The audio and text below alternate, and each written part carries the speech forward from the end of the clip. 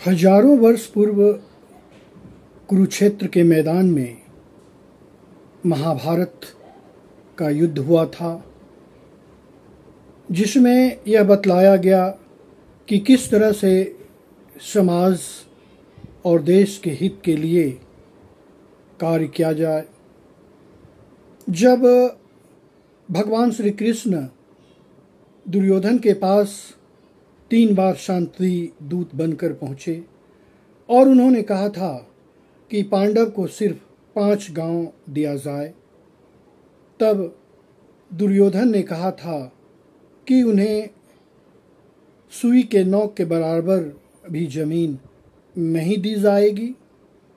तब दोनों के बीच युद्ध की शुरुआत हुई। एक और कौरवों की सेना तो दूसरी ओर पांडवों की सेना।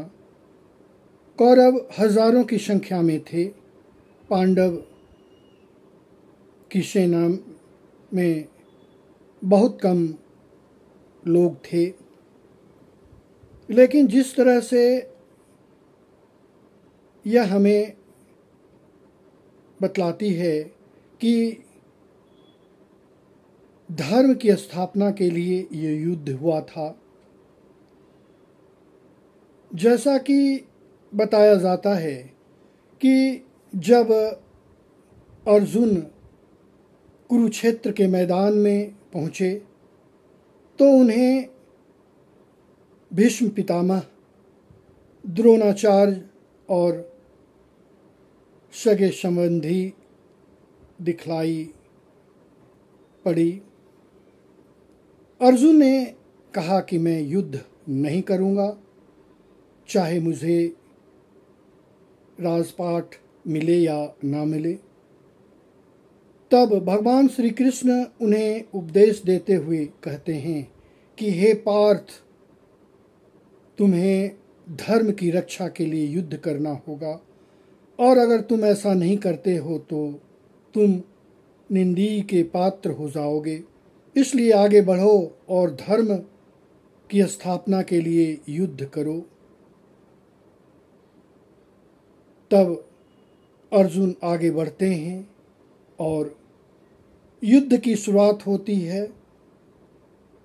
धर्म की विजय होती है, सत्य की विजय होती है। इसमें मुख्य रूप से कहा जा सकता है कि जब पृथ्वी पर अधर्म की स्थापना होती है तो धर्म हावी हो जाता है और धर्म की जीत होती है। मुख्य सार यह है कि तुम व्यर्थ चिंता करते हो। तुमने क्या दिया जो नष्ट होने पर तुम्हें दुख की प्राप्ति होती है। जो हुआ अच्छा हुआ, जो हो रहा है अच्छा हो रहा है, और जो होगा वो भी अच्छा होगा। ये शरीर तुम्हारा नहीं है।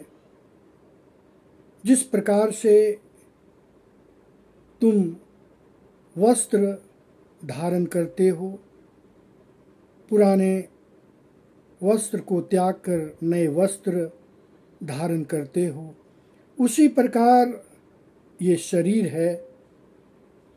और इस शरीर से आत्मा बाहर हो जाती है।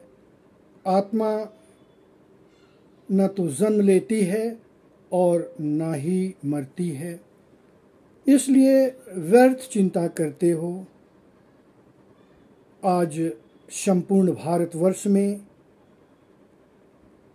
इस महाकाव्य को जानने की आवश्यकता है। इसमें यह भी बतलाया गया कि जो मनुष्य क्रोध करता है उसकी बुद्धि नष्ट हो जाती है। इसलिए क्रोध करना नहीं चाहिए।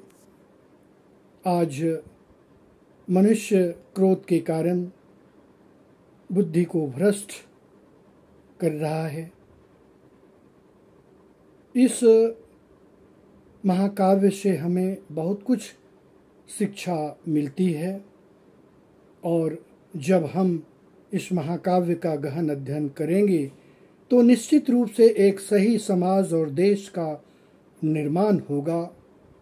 इसलिए आवश्यकता इस बात की है कि हम सही समय पर अपना बुद्धि का प्रयोग करें, विवेक से कोई कार्य करें, तभी कोई परिवार और समाज का सही निर्माण हो सकता है। आज मैं इस YouTube के माध्यम से इस बात को मैं बतलाना चाहूँगा। धन्यवाद।